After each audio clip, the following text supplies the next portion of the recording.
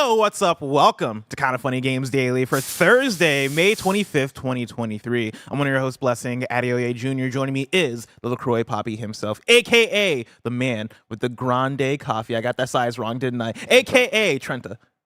Tim Fucking Geddes. Let Tim host. How you doing, Bless? I'm doing pretty good. How you doing, Tim? Your hair's coming in. We were talking about this. You know, Thank it's just like we gotta get to that right moment. It's looking good. I appreciate it. Yeah. I am a bit tired and a bit sore. Oh yeah. I've been talking to Greg about trying to get back on working out. I've been trying to go to the gym with Roger. I've not done that multiple days yet, but I have been doing Ring Fit and Beat Saber. And I woke up this morning with soreness in areas I didn't know could get sore. Oh. I have like a back region here. Oh, yeah. That's a little bit sore. And I'm like, is that a symptom of old age? Yeah. You don't. Is this me about to turn 30 soon? Once you hit 25, that's when people are allowed to feel their lower back. Not back, everybody yeah. does. Not everybody it gets graced with that until maybe 30 or something like that. But where are you at now? 28? 28. I'm about to turn 29 very soon. Yeah. I'm scared. There it goes. Starts there. What do I do in my last year of my 20s? Yeah. I turned 29. That's gonna be July. I turned 29. Yeah. Do I take back the year? Do I buy some property? Like what direction do I go, Tim? Do it all. Live it up, Les. All right. I support you. All right, I'm gonna buy some property. First, I gotta figure out where I can afford property. It's not San Francisco, let me tell you. Tim, how are you feeling one day after the showcase? I'm feeling a lot.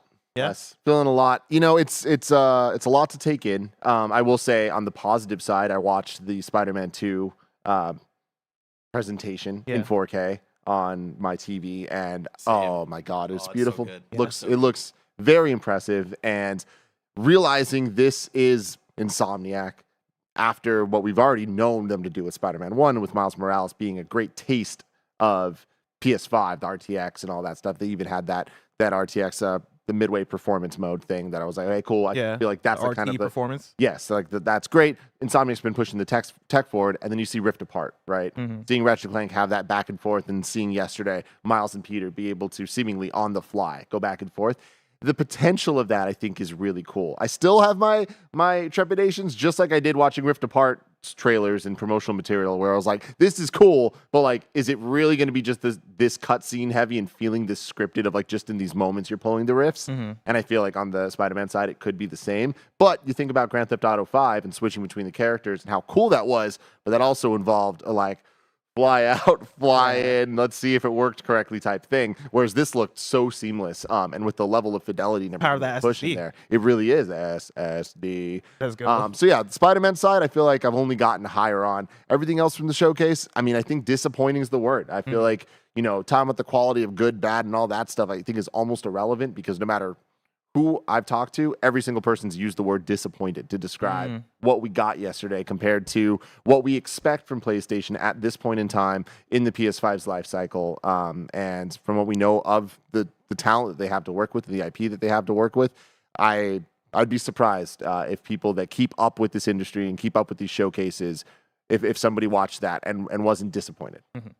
Tim, I think for me, I'm left with a lot of questions. And also our audience is left with a lot of questions, because a lot of you guys wrote into kindafunny.com/KFGD with questions. So we're going to get into all of it. Today's stories include a PlayStation Showcase recap, our Gollum review, and more, because this is Kinda Funny Games Daily. Each and every weekday at 10 a.m. live right here on youtube.com/KindaFunnyGames and twitch.tv/KindaFunnyGames. We run you through the nerdy news you need to know about. If you're watching live, you can correct us when we get stuff wrong by going to kindafunny.com/you're wrong. If you don't want to watch live, you can watch later on youtube.com/KindaFunnyGames, or you can listen later on podcast services around the globe by searching for Kinda Funny Games Daily. Remember, you can use Epic Creator Code KindaFunny on all Epic Store and Epic in-game purchases like Rocket League and Fortnite to help support the channel. To be a part of the show, head to kindafunny.com/KFGD to write in with your questions, squad ups, and more. And remember, patreon.com/KindaFunny will get you the show ad-free, plus a bevy of bonus content.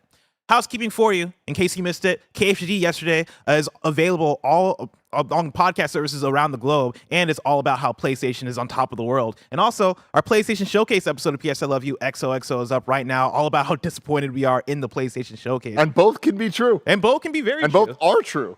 100%. And those are both up on youtube.com/KindaFunnyGames. And then only on YouTube and the live stream, there's going to be a 30-minute post show where Mike comes in and talks to his KFGD host about your YouTube Super Chat questions. So stay tuned for that. Over on Patreon, a new episode of Remember Blank, where we talk all about our favorite OMG moments in video games, is up right now. Thank you to our Patreon producer, Delaney Twining. Today we're brought to you by Rocket Money and RTX, but we'll tell you about that later. For now, let's begin with what is, and forever will be, the Warper Report. It's time for some news. We have 5 stories today. A baker's dozen. But they're thick ones. 5 thick stories. Five real thick stories, 2 C's, Tim. Starting with our number 1, we got a quick recap of yesterday's PlayStation Showcase, of course. We did our live reactions, which you can catch on youtube.com, so that's KindaFunny games. We did our post-showcase reactions, which you can also catch on youtube.com, so that's KindaFunny games, where we go item by item, talking detail about our thoughts on each and everything. For those who want the KFGD breakdown, we're going to give you a quick recap, and then we're going to talk broadly about it and answer some questions, because like I said, a lot of you guys wrote in with some questions about the showcase. And so, starting at the top, in order, we got Fair Game from Haven Studios, their multiplayer project. I described it in my notes as Watch Dogs Payday-looking game. It's a shooter. It looks a lot like the finals that we got a beta for recently. We then got Helldivers 2. That's in a third-person action perspective now. That is coming in 2023. That's going to be a PS5 and PC game. It's also being published by PlayStation because that had the PlayStation Studios intro to it. We got a new trailer for Immortals of Avium. We got Ghost Runner 2 being announced for 2023 with a sick-looking trailer. So sick. We got Phantom Blade Zero being announced with a sick-looking trailer. That's coming from S Game. We got Sword of the Sea coming from Giant Squid. They're the guys that made Abzu, The Pathless, etc. It's a very journey-looking game, and it involves a lot of snowboarding, which looks cool. We then got Talos Principle 2. That's coming out in 2023. We got Neva. That's coming from the Grease dev, Gris, and that is coming out in 2024. Looks awesome. Just from the cinematic, there was no gameplay at all. But Yeah. look, tonally and stuff, very, very cool. Very, very cool. We also got Cat Quest coming 2024. We got Foam Star, which I described in my notes as Splatoon Persona, but mostly Splatoon. That is a new game coming from Square Enix. We got The Plucky Squire coming through in 2023 with a new trailer. Teardown is coming to PlayStation, and that got a 2023 window. We got MGS. I'm pulling directly from my notes from yesterday, and I wrote down MGS Triangle, which was revealed as MGS Delta Snake Eater, and that is your MGS3 remake. And we also got the Master Collection Volume 1 coming 2023. Towers of Agaspa is coming 2024. Final Fantasy 16 got a new trailer. Alan Wake 2 got a new trailer with October 17th, 2023 as its release date. Assassin's Creed Mirage is coming October 12th with a new gameplay trailer. Revenant Hill, that's the Night in the Woods looking game, got a reveal. I love everyone this looking game. It's real though. It's real. In all my notes, if I had to remind myself what a thing looks like, I just put looking game next to it. We got Grand Blue Fantasy Relink coming winter 2023. We got Street Fighter 6, which is a Street Fighter 5 looking game. We got an Ultra. It actually looks way better than Street Fighter 5. We got Ultros getting revealed. That is the trippy game. It's coming 2024. That's the one where it seems like you got to be on a lot of drugs if you want to get the full experience on that one. Tower of Fantasy is coming to PlayStation.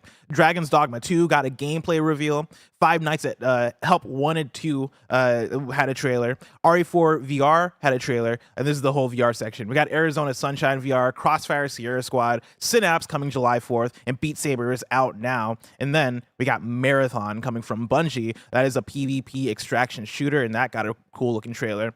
Then we got Destiny, The Final Shape. Then we move on to Concord, coming from Firewalk. That's another one of those PlayStation multiplayer games. That is slated for 2024 with the PS5 and PC, PS5 and PC releases. And I wrote down, it looks like some space shit. Gran Turismo movie got a trailer, and then we got the intro of Project Q, which is the handheld with info coming soon. That is the remote play handheld. That looks like somebody cut a PlayStation 5 controller in half and then stuck it to a tablet. iPad mini. We got the reveal of the PlayStation earbuds, and then to close it out, we got the Spider-Man 2 extended trailer featuring Kraven, Venom, and No Date. And the lizard. He's a big lizard. He's a big old lizard. Big lizard. Dr. Connors is up to no good once again. Tim, yes. Reading it through, I guess where do you want to start is my question here. There's a lot of places, man. Like, I stand by that the content there was really good. It's just in a showcase, a PlayStation showcase, that didn't live up to expectations presented and set by what PlayStation has done in the past for their showcase brands. Like, that needs to mean more than it does, and now it doesn't anymore. And that we can't say they've all been incredible, because now they haven't been. Again, I don't think this one was bad by any means. Yeah. It was a bad showcase, PlayStation Showcase because we expect those to be 10 out of 10 incredible. So I likened it, I tweeted this yesterday, I likened this to the post-Endgame MCU movies, where the biggest problem is they're just not as good or as hype as what we want them to be because we know what they could be. And we know what we've had before with the build-up and it meeting expectations. And here we are, it's the build-up, and it's like we're getting stuff where, there's still some wins. I love Shang-Chi. Yeah. What was that one game that looks super sick? Project, or I know exactly what you're talking about. Phantom Blade. Yeah. You see that, you're like, oh, wow, this is cool. And then I think the other similarities, Spider-Man is a standout. Spider-Man 2, Spider-Man No Way Home. Big fan of both of those things, right? But besides that, I feel like it's just a similar thing of like, we want this to be better than it is. We had so many expectations going in, and to not get those things is just disappointing. That's the only word. Having said that, there's just the reality that all the things we were looking forward to are still going to happen. Like every single prediction we were talking about, most of our predictions were not, oh my God, get hyped. These are out of nowhere things. They're all like, no, they're going to happen. Yeah. Most of our predictions are the next game from this person, the next game from this team. A new Team Asobi game is going to happen, right? We're going to see at some point. Ghost of Tsushima 2 is probably going to happen. We're going to see it at some point, right? The list goes on. Ben Studio is going to make a game at some point, right? We're going to figure out what Media Molecule is up to eventually. Like the list goes on in terms of PlayStation Studios and what they're working on, who we know they're partnered with, and when we're going to see those things. I guess the when is the question for me.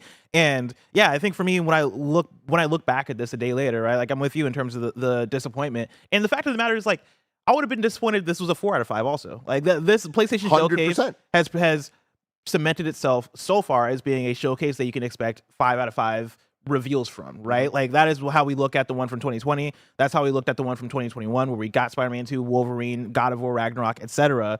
I'm expecting greatness, right? And for me, I still come down on, I think this is fine. Like, I think what we got was okay. This would have been, if this was an opening night live, I still would have given it a 3 out of 5, but I would have been more impressed, right? Like, and that is me comparing, like, we have different expectations for these different kinds of things.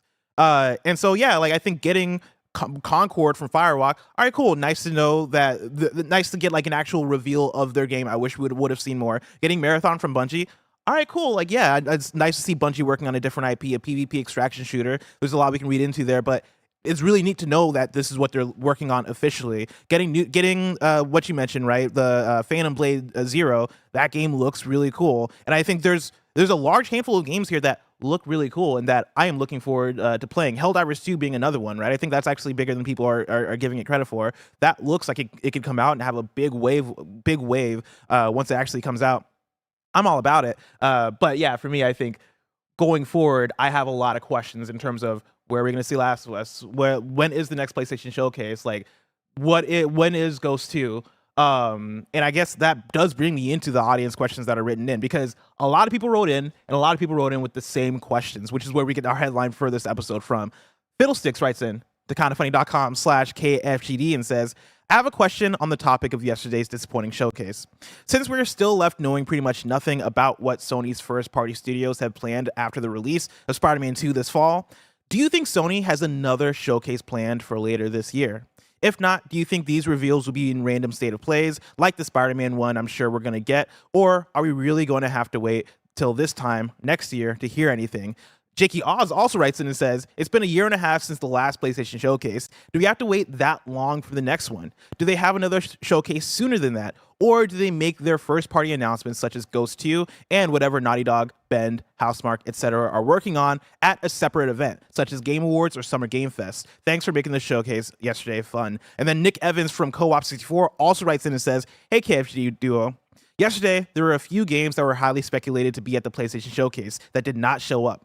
My question is when, and more importantly, where do you think we'll see Last of Us Factions, Death Stranding 2, Stellar Blade, Final Fantasy VII Rebirth, Tekken 8, Astro's next game? And do you think there's a possibility of another PlayStation Showcase this year? Thanks for what you do. The bulk of questions we got today were about where do we see these games, and do we get another PlayStation Showcase this year? Tim, where are you at with that? I think it's a very interesting question. I think that we have multiple places some of those things could show up. Mentioning Factions, mentioning Death Stranding 2. These are both games that have ties to Keighley and Summer Game Fest in the past. So seeing them there would not be a surprise. Last year we saw Last of Us make an appearance. Last of Us Factions make an appearance. Very, very brief, small appearance, but an appearance nonetheless at Summer Game Fest. And I can imagine PlayStation wanting to have some type of presence there. Before yesterday, I really would have thought in their PlayStation showcase, they would have been like, no, this is where we're doing this all. Clearly, they didn't do that. So they do still need to announce these things. I think that Summer Game Fest, Game Awards are two places they totally could. But when you look to history, PlayStation Showcase has only existed since 2020 as a brand with what that means. Before that, there was the E3 press conferences that they would do, and we've talked about those forever. Most people here know what we think about them in a PS3 era understanding, PS4 era understanding, really that end the 2015, 16, 17, 18 era of what that all meant. Moving into the PS5, that's when State of Plays, transitioning into that, and then showcases were born. With the showcases, we got one in May, and then we got one in September for that first, or was it maybe June? June and September 2020, leading into the PS5's launch. And both of those had banger announcements, a lot of them. Then we got the next one in 2021, banger announcements throughout it all. Then we didn't get one in 2022, and now we got this one. There's not enough historical evidence to come up with a pattern, but they totally could do one in September. That is, hey, Spider-Man's now out. We can celebrate that. Yeah. Here's what's coming next, because we still need to know what's coming next. What is coming in end of year this year, early next year? We have absolutely no idea officially. Yeah. But we have a lot of ideas because we know how games work. Yeah. It makes me think a lot about where Sony sees themselves in 2023, because we've seen brands like PlayStation, Xbox, Nintendo over the years, mainly PlayStation, Xbox. Nintendo has been pretty Nintendo for a while, but PlayStation, Xbox kind of like change and evolve and find different identities. When we talk about PS2 PlayStation versus PS3 PlayStation versus PS4 PlayStation, we're often talking about different PlayStations, right? Me and Greg talk about it all the time on PS Love You about PlayStation being kind of weird in the PS3 era, and how that's both a celebrated thing, but also it was a risky thing in terms of, you know, owning the fat princesses and the little big planets, and like a lot of the weird the journeys, the weird games that PlayStation would own and be like, hey, this is us, this is our identity. You go into the PS4 era and you find PlayStation find this footing with these big, what we call the prestige PlayStation first party titles, and now it is the God of Wars, the Last of Us's, the Naughty Dog games, the Ghost of Tsushima's, that style of game, the Horizons. And the thing that I'm trying to figure out is, are we seeing, excuse me, another shift in terms of the identity of PlayStation, how they view themselves, and how they view where to even put their games? Because up until now, it has been, oh yeah, you can expect to see PlayStation games at PlayStation showcases, at PlayStation press conferences, right? And that is me going back to the 2015, 2016 showcases as well. Death Stranding 2 being revealed at Game Awards, I think, is very, very interesting. Obviously, there's the Kojima connection. Like, that makes sense for what it is. But then you go back to Last of Us, that multiplayer game coming out, or Last of Us, I guess, its whole presence at Summer Game Fest last year, right? And Neil Druckmann actually showing up on stage and talking about Last of Us Part 1 being the remake, talking about the Last of Us multiplayer game, showing concept art and saying we'll be back next year. I wonder if this is PlayStation looking towards the Jeff Keighley's of the world, and maybe outside showcases that aren't just the PlayStation thing, going, these are becoming more viable places for us to announce and showcase big first party stuff. Because PlayStation looks at Last of Us Part 1, I'm pretty sure, as hey, we view this with the same prestige as a Horizon. We view this with the same prestige as a God of War, right? Like, Last of Us Part 1 is a big release for us. They revealed that at Summer Game Fest, which is weird, right? Like, that is different from what we've gotten historically. I do think it's important to note that they didn't have a showcase last year. For sure. And they did this year. Yeah. So it's like, for sure, if they had one last year, the Last of Us announcement, I'm willing to bet, would have been at the PlayStation Showcase, not at Summer Game Fest. But you're right about bringing the Kojima thing is interesting because of connections and like Kojima not being PlayStation Studios, but we just associate it with it, especially Death Stranding, all of that stuff. But then the Last of Us side, there is now the HBO multi-market type thing. So I feel like that is the Jeff Keighley nom de plume, where he loves the celebrities. He loves having the guests on stage that are going to get the New York Times article, not just the IGN article, you know? So I think that makes sense. And I do, to your point, I think that PlayStation are not just willing, they want to play ball with Keighley. They want to own Summer Game Fest, Kickoff Live, and their showcase, and everything, because they want that dominance. Like Jim Ryan's talked about dominance, right, in the industry. But that makes me wonder, what do we see at Summer Game Fest? Like, at this point, I expect something from PlayStation, probably Last of Us multiplayer, but maybe even more based on what we're not seeing. I don't expect it. Yeah. And this isn't me saying, like, I expect, like, the first party blowout that we expect from Showcase, right? But, like, what if we were getting, like, one big announcement, a Jeff Keighley thing, right? Like, what if it is Last of Us multiplayer at Summer Game Fest, and then Game Awards, it is, I don't know, like, Astrobot or a Bend game, right? Again, not like a big blowout, but we see some of these big PlayStation Prestige first party games start to make their way into other things, and PlayStation treat PlayStation Showcase as, hey, here's a big ass commercial, like here's where we can talk about any of the things that we're working on, right? But like, we're gonna save those big hitters for where we can put them in a place where you're getting other third-party stuff, and it's gonna be the biggest thing there. Last of Us is gonna be the biggest thing at Summer Game Fest. Death Stranding 2 is gonna be the biggest thing at Game Awards. What if that is the strat? Yeah, it's interesting. I don't see that happening like fully. I can see them dabbling with it and experimenting. Like, the funniest thing is the showcase we watched yesterday was what it was. If the showcase was what we expected it to be, it is always a messy thing of, like, you can't put too many good things in, because then you just kind of blew the load of announcements. Like, you can only announce a game once. Then every time we see it again, it doesn't have that same, even if we're getting new information, even if we're getting gameplay, or we're getting a release date, or getting something like that, it's never as exciting as that first reveal. So for them, if 10 of the things we've been predicting were in that showcase yesterday, that means the next showcase isn't going to be able to have that level of oomph, right? So I feel like PlayStation really needs to define what a state of play is, what a PlayStation Showcase is, and what would make sense to be there. I don't know sports, so I don't know. It's not Sacrificial Lamb. It's going to be more just like the little spy that goes out and like gets in there. But like the one like guest star essentially that they give to Summer Game Fest to still rock that show and rep PlayStation and win that show. I feel like they have more than enough things, and again, IP and teams and talent to be able to distribute that way and like across the board kind of kill it. Yeah. Really quick to back that up, because I see chat popping off.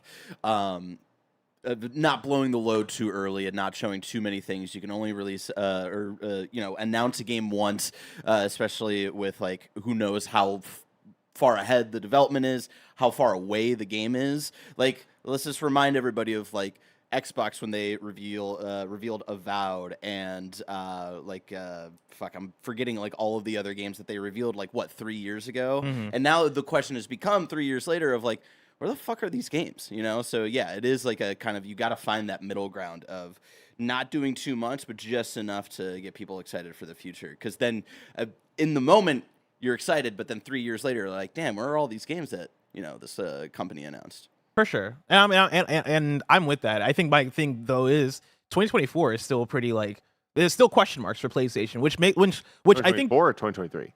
2024. I think we know what 2023 is, right? We know that this year I think it's just going to be Spider-Man 2 and Helldivers and those like smaller things. Yeah, the smaller things. Or right? third party big things like Final Fantasy. Yeah, exactly, right? And like maybe Stellar Blade or unless like some of these get pushed, but 2024 in terms of big PlayStation stuff, we still have stuff to talk about, and I think that does lend to the idea of a PlayStation Showcase. Again, it's weird because they've not done a great job of setting expectation on how often you can expect a PlayStation Showcase, and so like I don't want to sit here and like get people hyped for the idea of a PlayStation, another one happening in 2020, 2023, and of course like this is all speculation. This is us just like, but it makes sense. It makes sense, right? It makes all the sense. Where are you going to talk about your 2024 games? They didn't announce the things that we know they're going to announce. Yeah. They have to announce them somewhere. Like to Nick Evans right in here.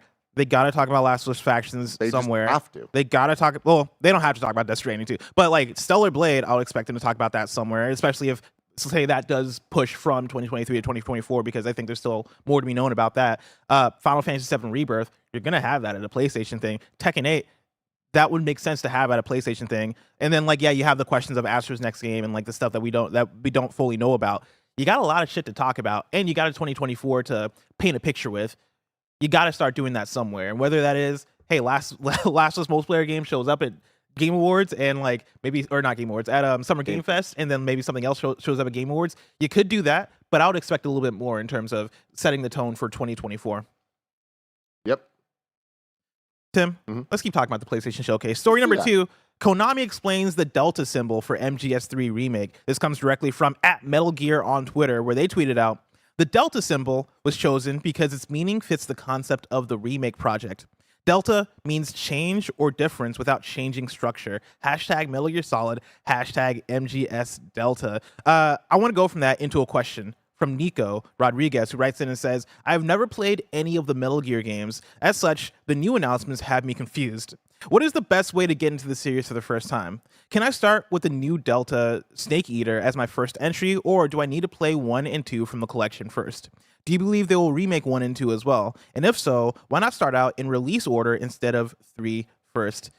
Tim, what's your read on Metal Gear Solid 3 remake, or Metal Gear Solid Delta Snake Eater a day later? My read is, to answer Nico's question, I feel like at this point you should wait and we should see how good this remake actually is. The signs are pointing to this being a remake, them not titling it with 3 is because 3 chronologically is the first in the series, Nico. You wouldn't know that, but it takes place a long time ago.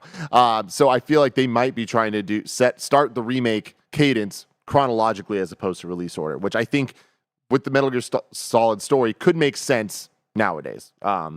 Where I think some franchises that release order is like the best way to do it. I think Metal Gear, they could make it work, especially if they're making small differences and tweaks to make that. 3 was the first one I played, and I absolutely adored it. And like, I then played in a really weird release order because I went from 3 to then playing the first half of 4, got to a big part, went back to 1, then played 2, and then played the rest of 4. Yeah, which is a fucked up way to play it, but also a great way. Things were different back then. Yeah. You know what I mean? You got in where you fit in. But I think a lot about the Resident Evil franchise and with those remakes and how incredibly great they are. But it's weird where we don't have the Resident Evil 1 remake. We had a remake of Resident Evil 1, but not in the style of what the new remakes are like. But those playing any of them was just kind of like fun experiences. Metal Gear, the story, the lore, the understanding of the characters and where they go matters so much. So if I were you, I would wait. Let's see how this goes. And then with that, there's still too many questions for us to really be able to decide, like, is this going to be good or is this going to be bad? Does this need Kojima to work, or can they make it work? Do the people that are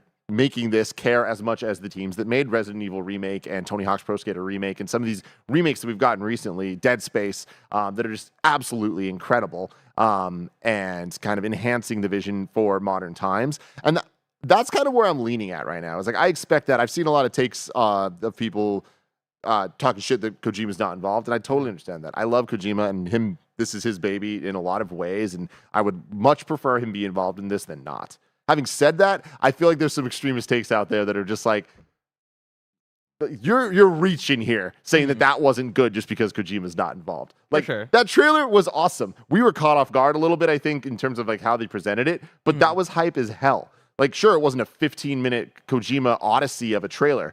I don't know that things need to be anymore, especially for a remake, an announcement of a remake. And here's the thing. Had that not leaked, had we not expected it coming, that literally would have been one of the craziest holy shit, we explode moments of all time. Because it was leaked, we were all kind of like, is it? Oh, it's Snake Eater. Oh, it's Snake Eater. Yeah. I think the thing for me, and like, it's funny because I was both hyped for this trailer, but then also kind of underwhelmed a little bit by this trailer, is this trailer almost feels like ink hitting a page, right? It feels like them being like, hey, this is happening, and they're like, this announcement felt more like, hey, we got to announce that this is happening, as opposed to let's reveal this to the world. Because it, like, seeing Snake's face in the trailer was the moment where I was like, yo, this is fucking cool. Like, this looks amazing. This is everything I want.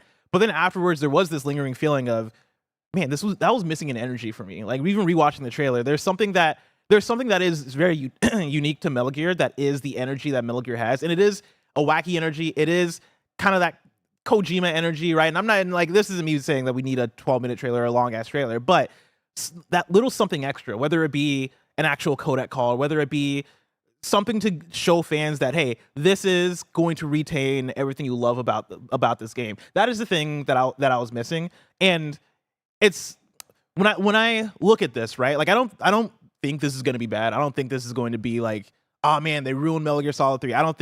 It's really hard to do that if you make a faithful remake of Metal Gear Solid 3. Like, what the fuck are you going to fuck up on this thing? But I think there is the idea for me of it not feeling like it is hitting all the details in the way that I want, right? Like, give me all the Easter eggs, give me all the weirdness, all the wackiness that is present in a Metal Gear that does make Metal Gear what it is to me, for me. I wonder and I worry about them not hitting that. See, I'm surprised you say that because I saw like a breakdown video of them being like, oh, this is the bird from this scene and this is that, and the whole like the rising escalation of the animals eating each other and stuff. I'm like, if this ended saying directed by Hideo Kojima, this trailer, I feel like people would have been all fucking over it. Yeah. But that's just me. To Nico's question though about playing, do you play the 1 and 2, right? Talking about the collection that's coming out. I would say yeah, like go for it. Like if they end up remaking 1 and 2 again, then you could just play them again, right? Like I like that seems like a fine way to do it. If you end up loving 1 and 2 from the collection, you're gonna want to replay them again in a modern remade form, especially if they're able to nail Metal Gear Solid Delta. My question is, if they remake 1 and 2, like what do they call them? Metal Gear Delta Substance? I mean, I don't know. 2 was. Maybe, right? Like, I mean, they could always just call it Metal Gear Solid Twin Snakes. Yeah. Twin Snakes is like the subtitle of the first game, like or even just tactical espionage action. I don't know. They could do a lot of things for the first game, but I saw Andre from Game Explain. He was like, they should have called this remake instead of Delta. They should have called it Metal Gear Solid Twin Snake Eater. Oh yeah, that's pretty good. I saw that. So stupid, but made me laugh.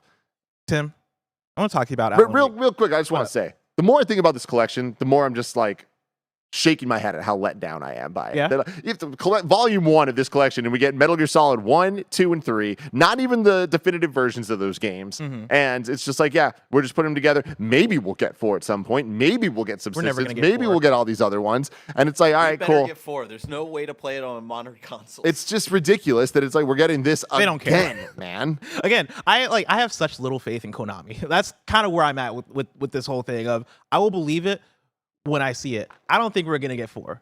I think that is just work for them, and they're like, fuck it, dude, we don't like making money. Like that's how I view Konami. We make enough money from pachinko machines and Yu-Gi-Oh. We don't need to actually put in work. What does Volume 2 end up being? Nothing. It doesn't come out. That's my prediction. Legitimately, yeah, I don't think it comes out here. Like this is just, it's like this reads to me as just soulish cash grab. Yeah, and it's like you can put just a little more soul and make a lot more cash, y'all. Before we get into story number 3, speaking of making some people a lot more cash, let me tell you about patreon.com/KindaFunnyGames. Over on patreon.com/KindaFunnyGames, you can go and get the show ad-free. And speaking of ads, let us tell you about our sponsors. Shout out to RTX for sponsoring this episode. If you're looking to spend an amazing summer weekend in Austin, Texas, the RTX convention is the perfect excuse. RTX is a gaming, comedy, animation, and podcast festival that Rooster Teeth is throwing in Austin, Texas at the Convention Center from July 7th through 9th. And rumor has it, a couple kind of funny people whose names may or may not rhyme with Mo Trike Like and Loey Moel are planning to head down to party as well. RTX has so much to offer over the 3 days with activities like a free paranormal themed escape room, achievement hunter, mini golf, VTubing with Ruby characters, and over a dozen live shows with guests like Dungeons and Daddies and Therapy Gecko. There are also evening events each night, from parties to a comedy showcase, an evening rave, and everything in between that can be found in Austin. Buying Ultra and Platinum badges will get you the highest perks, but there's also a solid deal right now where people that purchase weekend and daily badges get another badge for 50% off. Go to rtxaustin.com to select badges and to find additional information. Don't miss out on one of the biggest parties in Austin this summer.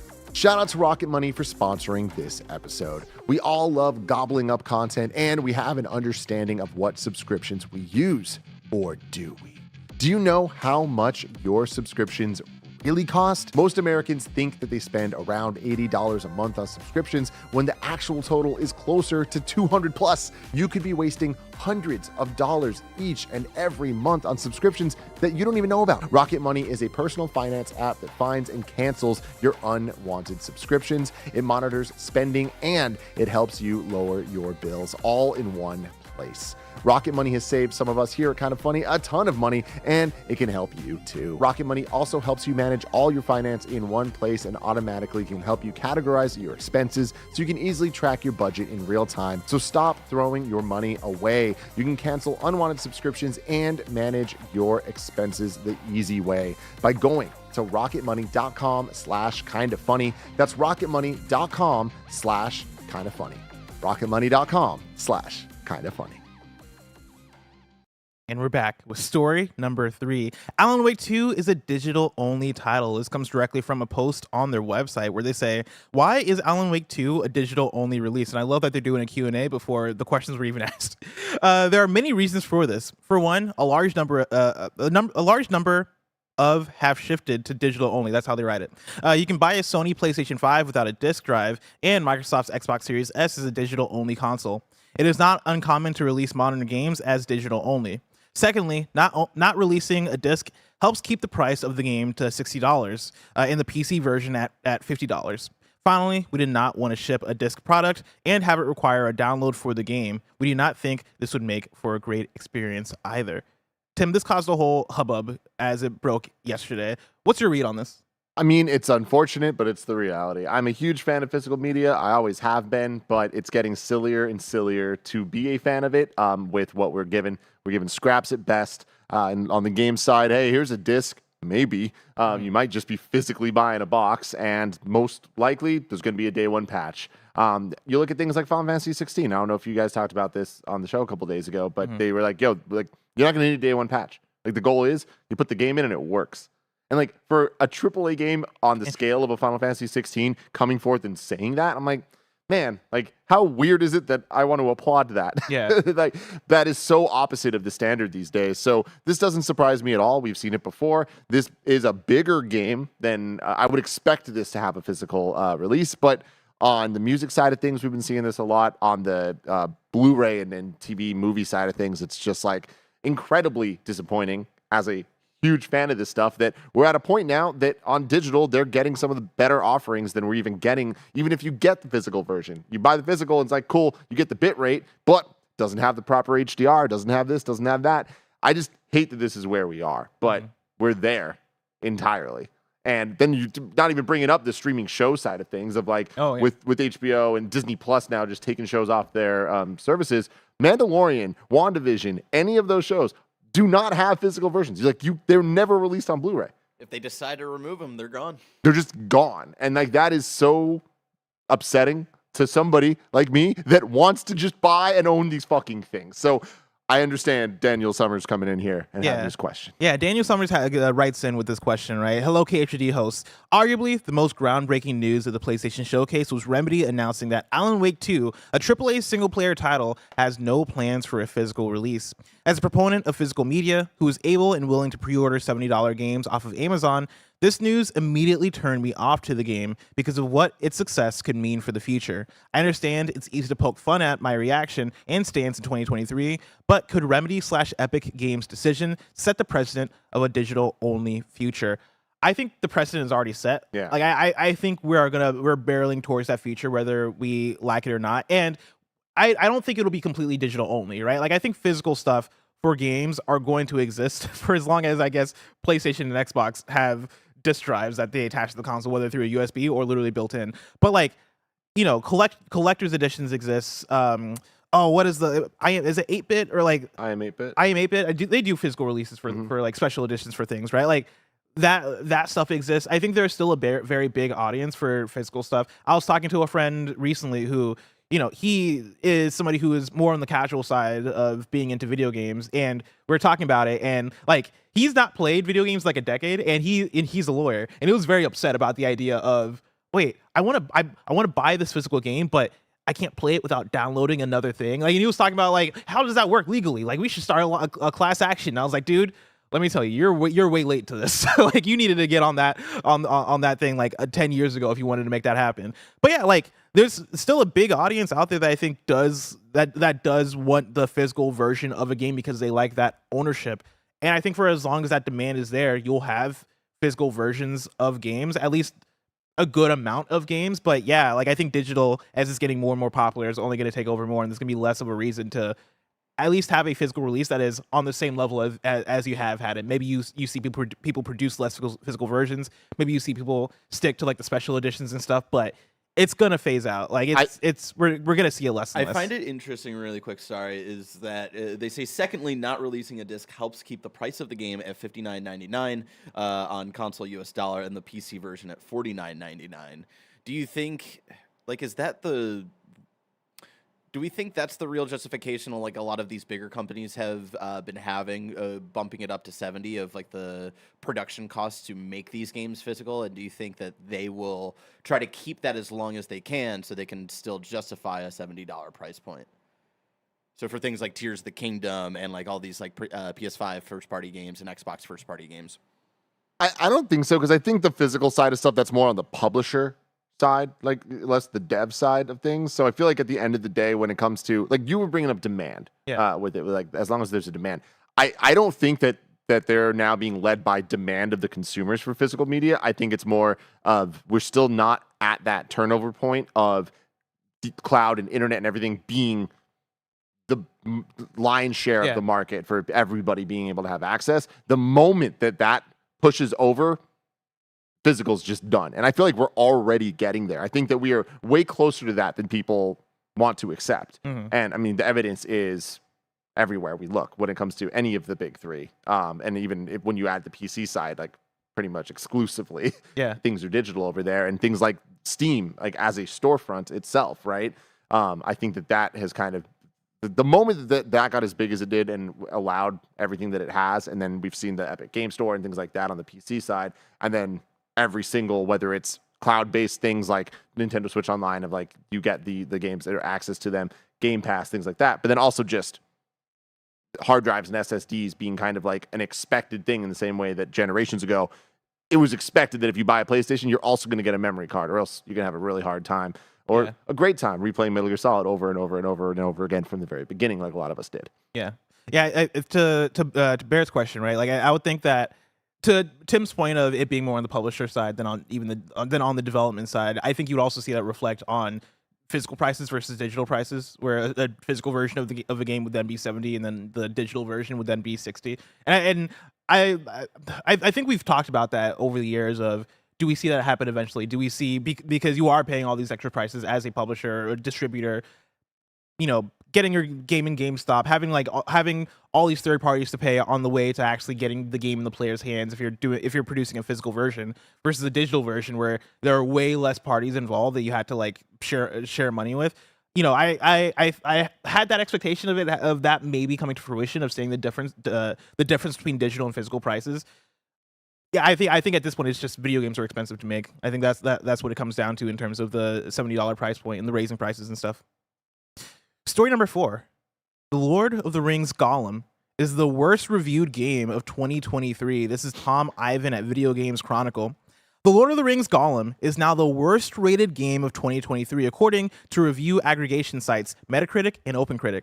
Following several delays, co-publishers Nacon and Daedalic Entertainment released the game today for PC, PlayStation, and Xbox consoles, with a Nintendo Switch version scheduled to follow later this year.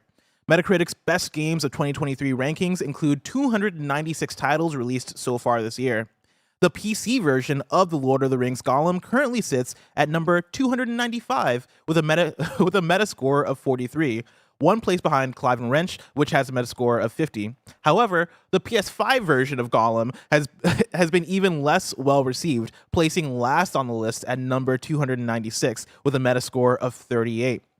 Other versions of the game aren't included in Metacritic's rankings, which exclude titles with fewer than 7 critic reviews.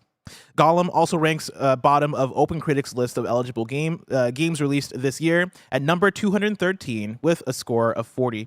The Guardian's review labeled Gollum, quote, a derivative, uninteresting, and fundamentally broken stealth action adventure that fails to capture anything interesting about Tolkien's fiction, end quote.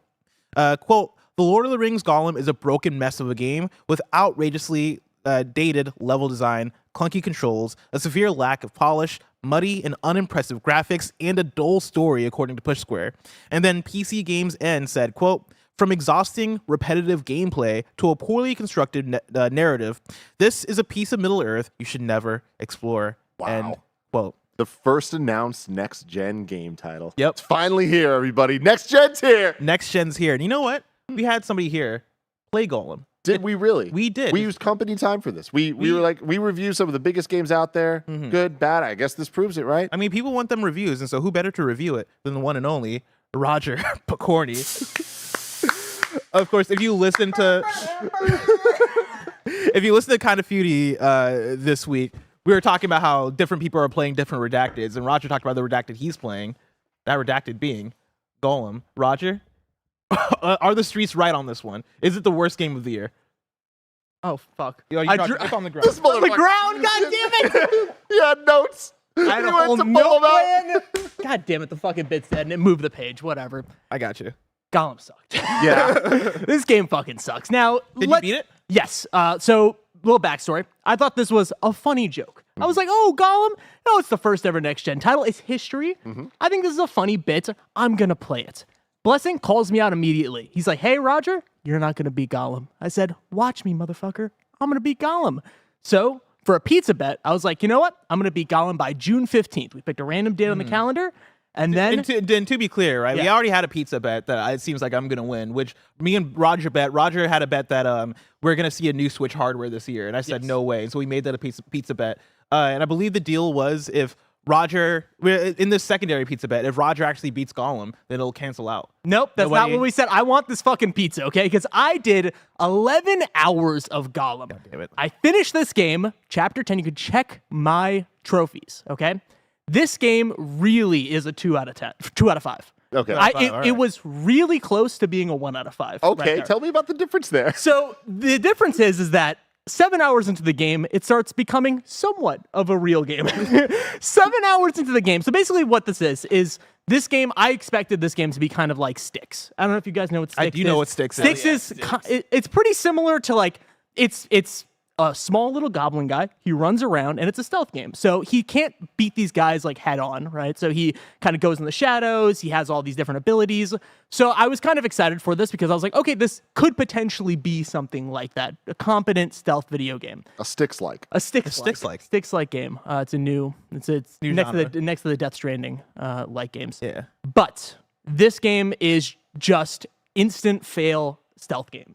Like, it is the worst levels in the best games. It's that this whole time. So it's like Uncharted 3, you know, the airport section where you're like sneaking around, you get seen right to the beginning. That's what this entire game is. That's yeah. all you do. And the other thing that you do is just you jump around, you climb things. It's not like Uncharted, so there isn't like things falling. So you're just crawling for minutes, hours on end, and there's nothing to do.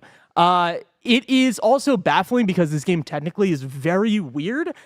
So I had a funny thing at the beginning where I was looking in the settings and I was like, oh, let me change the HDR settings, make it all nice, make sure some performance mode. And then I saw something that kind of piqued my interest, Tim. Yeah. Gollum hair physics. I turned that on, crashed the game immediately. And you're playing on PlayStation. Yes, PlayStation 5. But my I will God. say that they did update it to 1.0, I think it was yesterday or 2 days ago. Removed Gollum hair physics. So no Gollum hair No one physics. gets the hair No one physics. gets the hair physics or... That's a really weird feature for play. Do you think that was like meant to be a PC only thing? And It then might They be. accidentally pushed it for the PlayStation version. Yes, but there's a lot of things in this game where I'm like, was this intended? Including the UI. Now, there was an article written on Kotaku about the UI and the text of it. It looks like it's Arial font. Okay. So, which is really bizarre because there's a huge part of this game, huge, quote unquote, where you have to convince Gollum and Smeagol against each other. So you have these insane. Oh God. Audio listeners, you have to join to watch this. You really have to watch this because there's a huge part of this game and it's hilarious because it intros in the beginning where you have to, there's a little bird, there's a little tutorial section. It's a little bird. It's like, Gollum's like, I want to eat the bird. And then Smeagol's like, I don't want to eat this bird. So then it goes into this where it's just Gollum sitting there looking at the screen and then you have to fight against Gollum or Smeagol and it's just Arial font. And eventually, whatever you choose, it doesn't fucking matter because the bird gets away. And that's what all of this is. It's like they're like, hey, we got to have this dueling personality type deal. And it just keeps on like not adding to the story. God, this game is such a fucking fever dream. And I can't believe that I spent 11 hours. I spent all of my time that I could have been playing Tears of the Kingdom. Yeah. That's why I'm actually very impressed by Yeah. this. Cool. And The that's fact- why he deserves this fucking pizza, all right? Oh boss? yeah, I deserve this. Well, that's pizza. why I also like, oh, this is a surefire bet. There's no way he beats Gollum. Is the fact that this code is going to come in right after Tears of the Kingdom comes out, and there's no way he's going to be able to pull himself from Tears of the Kingdom to play 11 hours of a terrible video game. And guys, we just got to talk about how fucking upsetting it is to listen to this game, because all you hear in your ear, especially because the first 7 hours of this game, right? This is the reason why it was almost a 1 out of 5. The first 7 hours of this game is that you're in the orc territory, right? So it's Gollum talking to himself, and if you just put your controller down, he just starts going. That's all you hear. I need somebody what I need is somebody to make an edit of Mario 64 and when Mario starts doing like his idle animation, put in the Gollum sound effect. That's all you hear when you put down the fucking controller. And it is just the worst sound because he's talking to himself constantly. This guy won't shut the fuck up. He's talking Gollum Spiegel. And then you're with these orcs, and then they're like, I'm an orc, blah, blah, blah, blah. So it's just the worst sound effects. And also on top of that, there is no I guess spatial awareness with any of this. So an orc from down the street will make the same sound like it's right next to you. So it's Gollum talking at full volume, an orc talking at full volume for 7 hours. But the reason why this game gets a 2 out of 5 and not a 1 out of 5 is because eventually you get into elf territory. And it's like, oh, these are normal people. And they normal men. Yeah, this normal men. And they look at you and they're like, that's a fucking gross little guy. And I'm like, okay, finally, we have some acknowledgement that this is bizarre, that this is a bizarre situation that we're in. It is. Mike, I'm gonna need you to cancel whatever you guys have. We gotta play the Gollum stream stuff, and I need Nick Scarpino, who's on set right now, to play through the entirety of Gollum. I got a lot of questions about this game. Yes, please a lot ask. of questions. Let's just pretend, for the sake of argument, chat, that I have not been paying attention to this segment, and I just saw a Gollum game, and now I want to make fun of Andy Serkis. Is Andy Serkis in this game? No, Andy Serkis is not in this game. Big missed opportunity. It's huge. Maybe the biggest missed opportunity for this game. Yeah, that is the biggest missed opportunity. That's the big critique is that they don't have Andy Serkis. It really feels like a PS2 game, truly and honestly. This would be a 3 out of 5 if it was published in the PS2 era. But right now, of course, it's PS5, the first ever next-gen video game ever announced. It's the Watch Dogs of this generation, some might say. And it is definitely a 2 out of 5. I can't believe that I finished this. And there's just so many little technical hiccups throughout this that just ruin your experience. People talking over themselves, animations just idling. People are not moving their lips. It's just a disaster. Apparently, someone who reviewed it had 120 plus crashes. Oh, because they had the Gollum hair physics on. Yeah, I think that's why. I it. literally think that's why. Yeah, that's why they removed it. But yeah, no Gollum hair physics, no buy. That's what I like to say, Tim. I get it. I'm very. You know what? I don't want to say I'm proud of you. I don't want to. Don't encourage me. Don't encourage me. I appreciate your enthusiasm for this. I love the notes. I love the presentation of this whole thing. Thank you. Yeah. Would you say that this is the worst game of 2023? Oh yeah. Yeah. I mean, what else? What would it be? Redfall, right? I mean. Remember when everybody was like, Crime Boss Arcade City, worst game of the year? Fuck you, baby.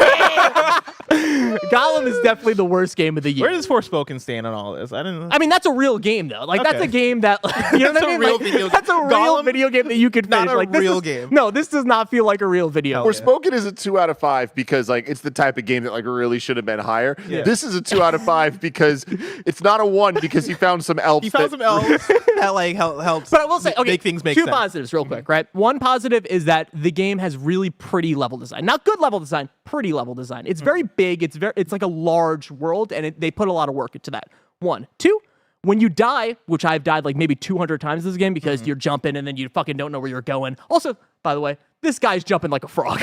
Is Spiegel and Gollum jumping like a frog? I didn't know this, but whatever. He's jumping all over the place. They got to figure out they didn't show him jumping enough in the movies, and so they had to figure that. They had to take liberties. So when you die, you immediately go back. The loading is real fast. So that's my second of only 2 positives that I can have in this game. SSD. And that's why 2 out of 5. 2 positives. 2 positives. Let's go. For Roger, everybody. Let's go.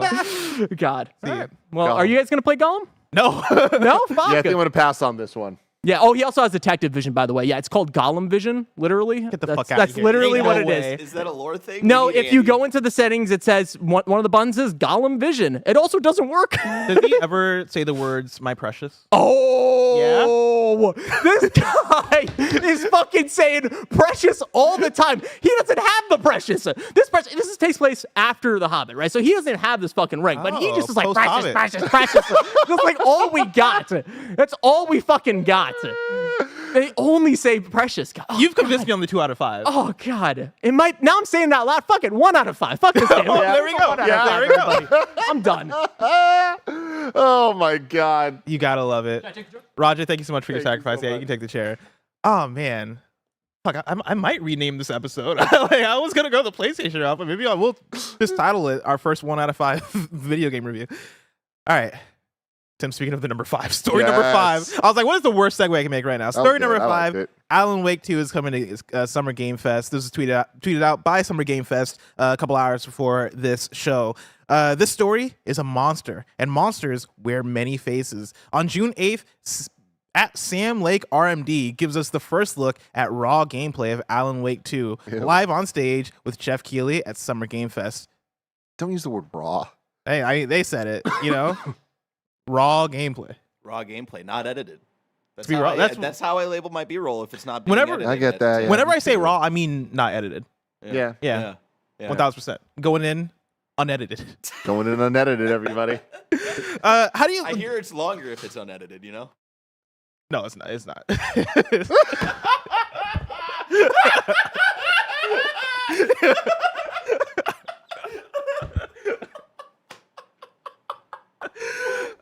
Confidence in which Bless said, no, it's not. And then the high-pitched laugh of Barrett. I've never heard him hit those levels, those tones. Fuck, that's the highest pitch I've ever gone naturally without like doing a Kevin impersonation. Holy shit. Oh, that was good. Holy That was fuck. good. Tim, I was gonna ask, like, where do you stand on announcements before the announcements? Right, like showing us your cards early, because now we know that Mortal Kombat 1 and Alan Wake 2 are going to be at Summer Game Fest. I'm sure Jeff Keighley is going to reveal more stuff that is going to be at the show. Do you like Jeff doing it this way? It depends on what it is. I think for those two examples, yeah, let us know. Let us know. We can just expect this, like, and so then when we're in it, we just know, hey, we're getting some gameplay here. We can strap in, get some popcorn, chill out. You know, I feel like there's so many things we judge when it comes to watching these showcases because we watch so many of them. Where we want to get answers to questions, we want surprises, we want deep dives, but we also don't want too deep of a dive, right? We don't want to see too much of a thing. Pacing matters. We need like highs and lows. There's like so many things we're looking for. So I think that giving us kind of an expectation of like the vibe in some ways is good. I don't like it when like surprises and reveals are announced, or like I don't like when Sonic starts tweeting out like, hey, like important dates coming up, and it's just like then you start speculating the ways of the Sonic games. We never talked about that on the show.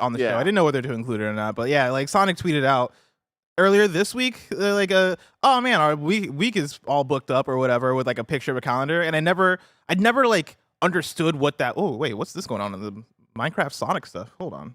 That was a couple days ago. Minecraft Sonic textures. Interesting. But yeah, they tweeted out, oh, wait, what's this going on here? Oh, there's a Sonic pair of Crocs? Mm-hmm. A lot going on in the Sonic Plus, world. you've been missing out on these Sonic Holy stuff? cow, man. Yeah, so I swear to God, like Sonic is announcing a new product daily, and it's really hard to keep up with. The World Tour. The World Tour? Is that the Sonic World Tour? They announced the World Tour of the orchestra, Bless. Wait, when? Was So it right recent? now, like this week, yeah. What? They've been making a whole bunch of announcements. But yeah, so they're doing the World Tour. Right now there's only 2 dates, which I think it's London and LA they're at coming the to Dolby LA? Theater. But here's the thing. I imagine they said there's going to be more dates that You think they're going gonna come to SF? I think that they are. But if they don't, we're going to LA. Oh, yeah, if they don't, I'm escaping from the city, and I'm going to LA. Let's fucking Let's go. freaking go. But yeah, like Sonic on May 22nd tweeted out, sorry, got plans, with just a picture of a calendar. And then you pointed out when we're in the office that like this looks like a Sonic Mania art style a little bit. Right. And I'm like, ooh, okay. Don't give me hope, everybody. What's going on? And like but when you said that earlier in the week, they had like a squiggly line under Wednesday. So in my mind, I was like, what if they're at the PlayStation Showcase? And they didn't end up showing up at the PlayStation Showcase. But yeah, it seems like one of those like not concrete enough things to where I can say that they're teasing something. And I don't want to get too excited. Yeah. Because you see what happens when we get too excited for things. I mean, hey, we're talking about Sonic here, though. You know what I mean? That's like fair. it's That's a little fair. bit different. But yeah, going back to your question here is, I just think that, especially when it comes to Summer Game Fest, where Jeff Keighley's events are unique in that everyone is there. Everyone can be there at the very least. Yeah. Like it's not just PlayStation means we're not getting a Nintendo announcement. We're not going to get an Xbox first party, whatever. At a Summer Game Fest or a Game Awards, literally any of those things could be there, could happen. Even if they're not official partners to Summer Game Fest or Keighley himself. So The more kind of information and big ticket items like this we get, I think that it kind of like helps frame what these events are, not only to us, but also to the rest of the general public that might see this and be like, oh, I'm interested in this, and I'm going to check out Summer Game Fest because of that. Bear, I'm going to need you to bring up footage of the Sonic Crocs. Because I want to know how I can get put on the Sonic press list to get these Crocs. I'm all about it. I haven't worn Crocs since I was in middle school, but I'm very happy to go back. Were you a Croc enthusiast in middle school? No, I just had one pair. In fact, they weren't even Crocs. They were Payless Knockoff shoes. Crocs? They're knockoffs. Yeah, they're Betas? Payless shoes. Airwalks, I believe is what they're called. Love that. Yeah, Well, love those things. now you can wear Sonic ones. These look like Sonic shoes, bless. You too can go fast. Oh man, they look exactly like Sonic shoes. Oh God, Tim, I'm very excited about the prospect of rocking some Sonic shoes someday. But that day, it's just so far away. Yeah. If I want to know what's coming out to mom and pop shops today, where would I look? The official list of upcoming software across each and every platform is listed by the KindaFunny Game Station host each and every weekday. I've never worn Crocs ever, not a single time in my life. And people say they're comfortable, and looking at them, I just don't believe you. I just don't believe you. Yeah, they're really comfortable. Yeah? Yeah, I love them. I got to get some Crocs. I got to see, got to test. Out today, we got Hello Neighbor, Search and Rescue for PSVR 2, Quest, PSVR, and PC. Maquette for Switch, The Case of the Golden Idol for Switch, Lord of the Rings Gollum for PS5, Xbox Series X, PS4, Xbox One, and PC. Crimen, Mercenary Tales for MetaQuest 2 and Pico. Above Snakes for PC. Railway Empire 2 for PC, PS4, PS5, Xbox One, and Xbox Series X. Landlords Super for PC. Do Not Feed the Monkeys $20.99 for PC. Cassette Beasts for Xbox Series X, Xbox One, and Switch. End of Lines for Switch. Evil Wizard for Xbox One, Xbox Series X, and PC. Golden Idol Mysteries for The Spider of Lanka for Switch. Hello Good Boy for PC and Switch. Ew. That's what they said. That's the name of the but game. you didn't need to say it. That's the name of the game. What can I tell you? Hello Kitty and Friends Happiness Parade for Switch. Shinobi Non Grata for PC. Solasta Crown of the Magister Palace of Ice for PC. And then Super Mario Advance 1, 2, and 3 on Switch. Let's go. New date for you, Disgaea 7, Vows of the Virtueless is coming to the West on October 3rd for North America and October 6th for Europe on PS4, PS5, Switch, and PC. What game is this, Barrett? We'll take a guess. I just read a lot of games. Was this Hello Good Boy? This is Do Not Feed the Monkeys $20.99. Oh. You can't have Whoa. a title like that and I'm not going to pull it up. Yeah, Oh. that's good. This looks interesting. Yeah. Like a lot. Yeah, I don't know how I It's describe got this. the vibes of like the old school LucasArts game. Deal of the day for you. You got free Prime gaming titles for June. You're getting Sengoku 2, Mutation Nation, Soccer Brawl, Overtop, The Super Spy, Top Hunter, SteamWorld Dig 2, Neverwinter Nights Enhanced Edition, Autonauts, Ravita, Rogue Book, Once Upon a Jester, and Gems of Destiny, Homeless Dwarf. Jesus. They're just naming games anything nowadays. Anything. Tim, I don't like it. now it's time for a quick squad up from Frank Furter, who writes in and says, "Good morning, Blessing and Tim.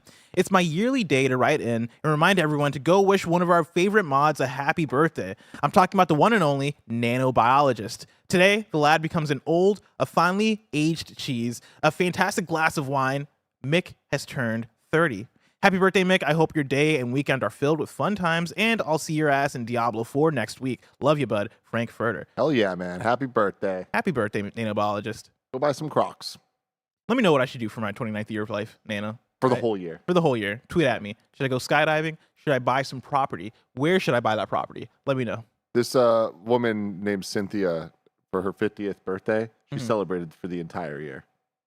Yeah, what'd she do? Well, she branded it 50 Cent. Did you make this up? No. Okay.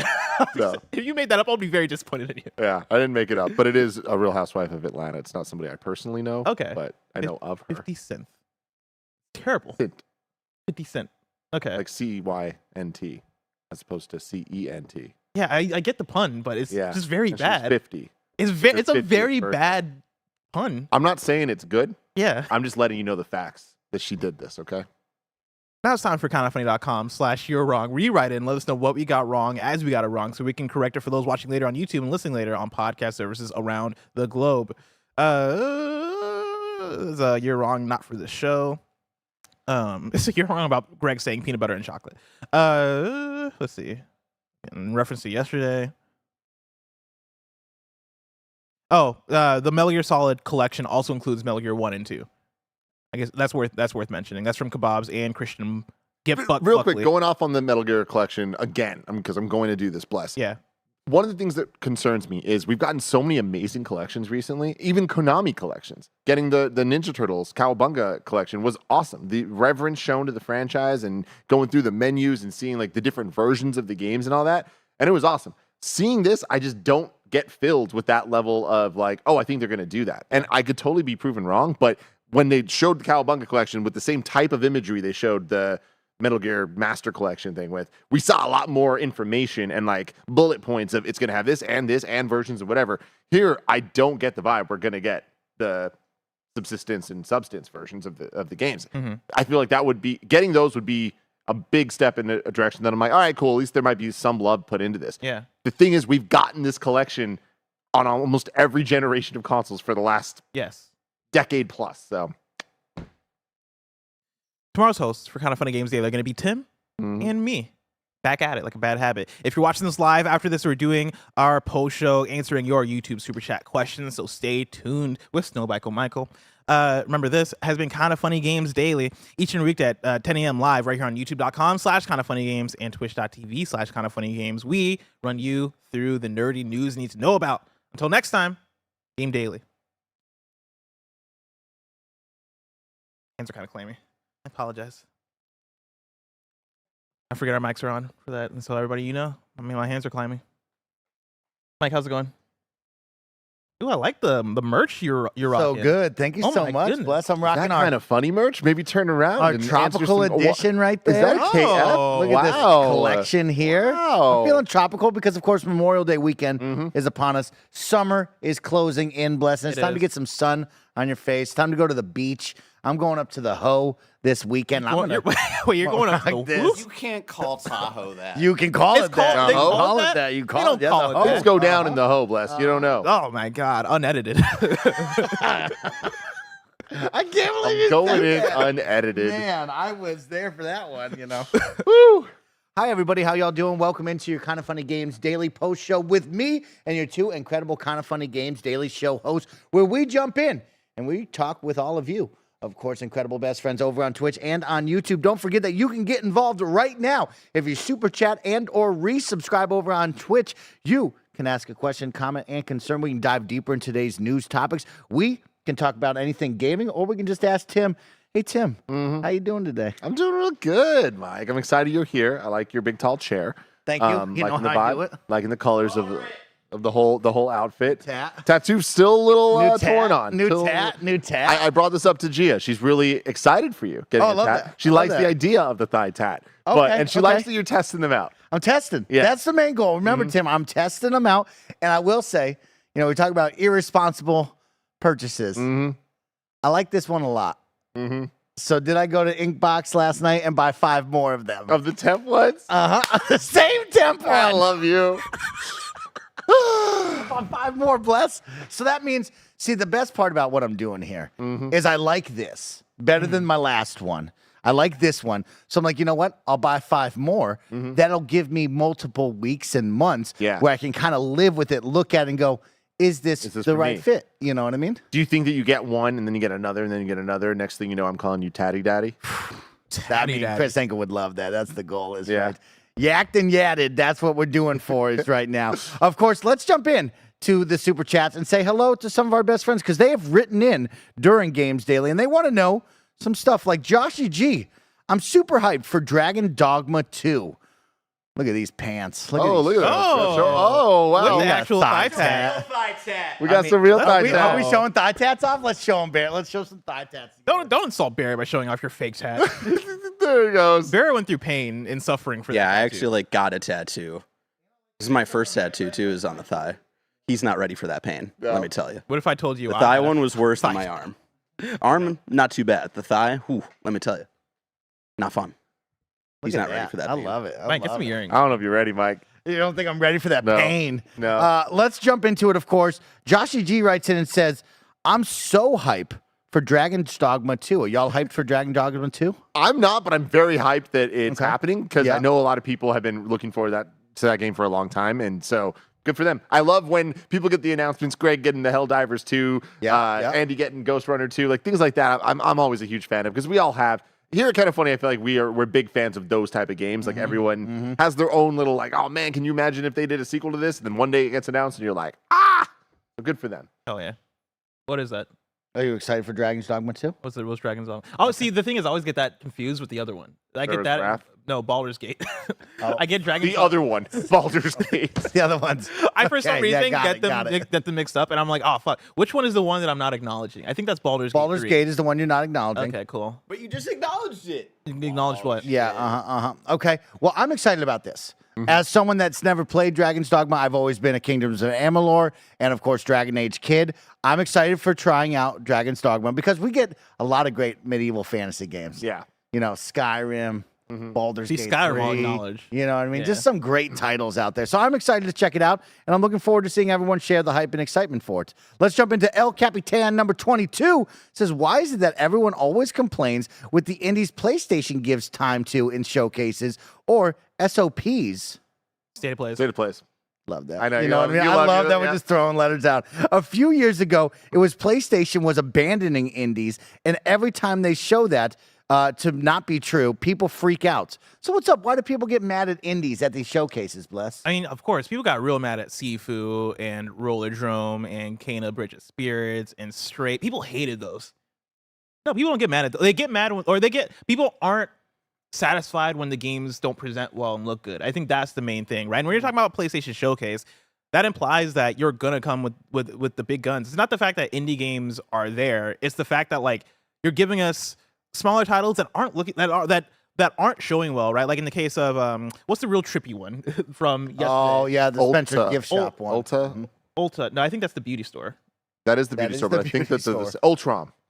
Ultron. That's the Marvel villain. Ultron, I think. Ultron Ultrom. Ultrom. Ultros. It's Ultros. Ultra. Yes. Fuck, I was close. You're close. Like Ultros, for example. That's one that I think yesterday somebody at some point said that this feels like an indies title. This feels like something Andy else said that, that, that would show up there. And I think that comes down to like I guess the not the tier, because I feel like that's the wrong word for it. But I guess understanding what your audience is looking for and what your audience wants. This feels like something that could have maybe showed up at a State of Play or could have been part of one of those indie roundups you do on the PlayStation blog. PlayStation Showcase, I think I view as, all right, when you show me an indie, this is something that you're taking ownership of, and this is something that you really want to push, and it's something that is going to hit like a Stray, like a Sifu, like a Little Devil Inside, even though that's not out yet. But like that's something that drove interest. I didn't see many people that were like super hyped on this one, and it looks like it's going to be a good game for the people that want this kind of thing, right? But I don't know if this one is speaking to the wide PlayStation audience in that way. But something like Revenant Hill, like I know plenty of people that like Night in the Woods. I think that was a good inclusion. I think that game looks pretty neat for that audience, and I think for the PlayStation audience as a whole. When you look at the reception of Night in the Woods, I think that's the other thing too. Is you want what is the hype element? What is the thing that is making people go, oh, that's why I care about this. That's why I should pay attention to this. For Revenant Hill, it's the fact that it looks interesting, and then also it's coming from a dev that made this game that had really good reception. For something like Ultros, I think I would have wanted a bit more out of it, or maybe keep it for something else. When you go to a horror movie, you see a bunch of horror movie trailers Yes. before that movie plays. And you see those trailers for movies that you've never heard of. And the only way you're going to even know that these horror movies exist is because you're watching a horror movie and they are now marketing other horror movies to you. That is the same kind of thing here, where going into a State of Play, going into some of the other showcases, when we know exactly what we're getting, they pepper things around that are like, yeah, the audience might like this. With the PlayStation Showcase, it's not a horror movie. It is much bigger than that. The expectations are grand, and the expectations are first party. And to Blessing's point, putting indie games next to those big, major megaton announcements raises their value, like, tremendously. So putting Plucky Squire next to a Spider-Man 2 is a big deal. But when the rest of the showcase doesn't have that pomp and circumstance and the grandiose nature that we expect from the PlayStation Showcase brand, it kind of starts to lesser everything. And that mega win starts to just kind of feel like less targeted, less of the horror movie analogy I'm making, and more just kind of like going on YouTube and typing in movie trailer and seeing a whole bunch of them. And it's like, yeah, they're next to movie trailers you actually want to see, but you're not clicking on them because why would you ever click on that? You have a captive audience when you present that we're doing a showcase and there's expectations of what that is going to be. I want to see the indie games. Again, I'm going to go back to Plucky Squire. That game looks utterly phenomenal. And that being here, I'm happy it was in the showcase yesterday. Like, I'm happy with how much indie games that look dope or new announcements or we got new looks. Sword of the Sea, right? I think Great that game stuff. had a great presence. Even Neva, right, which is coming from the Grease step, I think that had a pretty good presence. I think it is just going to be hit and miss when you have a Cat Quest. Again, another game that I think is going to come out and be neat and be cool. I don't know if that was the one that you should have had for a PlayStation showcase, right? I think it's about managing what works and what games you do want to prompt up alongside the big first-party titles and the big third-party AAA titles. What are going to be the things that you want to showcase to the PlayStation audience and go, this is why you come to the platform. This is defining the future of the platform. And I think we've seen a lot of good examples of that from State of Plays and PlayStation showcases in the past when we talk about the games I mentioned, like the Strays and the Sifus of the world. But yeah, not all those are going to hit. And to your point, right? Like when you don't have the big AAA like PlayStation stuff to really cement that and prompt that stuff up, I think you do see the different parts of that foundation fall apart a little bit to where the whole thing starts to fall flat at some point. Mm-hmm. Well said right there, boys. Let's jump into Omega. Omega/Buster writes in and says, the showcase was good, not great, but enough to give us an onslaught of games and kept the talking to a minimum. They showed 33 games, 2 pieces of hardware, and 1 movie trailer, so I rate this a B+. Omega Buster just wanted to let you know what they thought of the show. Yeah, again, there's a lot to break down here where at the end of the day, the content was good to great. It's just the expectations were much higher. Bless said it earlier. This needed to be a 5. We expected a 5 from this, and that's why we're disappointed. Having said that, the PlayStation is clearly the best place to play video games at this point. Like, look at the PS5. There's a million reasons to be excited, and some of them are known, some of them are unknown, but they deliver the goods. So we can sit here critiquing and be disappointed about what a showcase did or didn't show. At the end of the day, I am playing PlayStation games that I'm loving, and next month I have Final Fantasy 16, and then in a couple months I have Spider-Man 2, and then I expect that we're going to get more answers. I'm just disappointed that don't have more answers right now. But that's not the end of the world. It's just a disappointing world. Yeah, I mean, I think, whatever score you give it, it's a valid score, right? Because it's about how it speaks to you.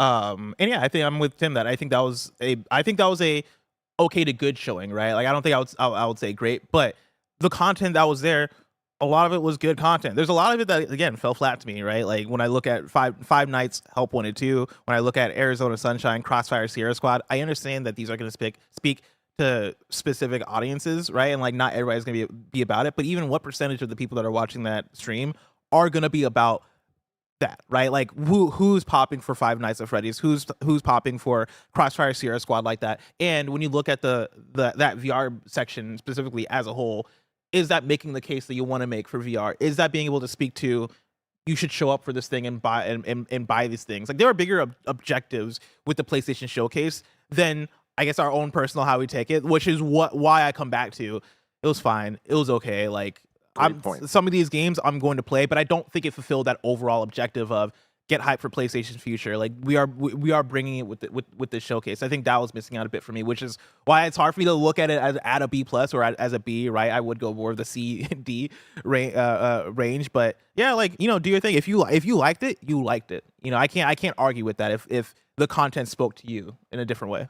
I always love an afternoon just looking at cool games with all of you guys. That's my favorite part about it. It brings us together. And also, man, oh man, talk about bringing it together. My outfit has been brought together by this brand new piece of KindaFunny merch. I'm telling you, I'm looking at myself in the camera, and I'm feeling tropical. I'm feeling the sunshine on my face, the waves crashing on my feet.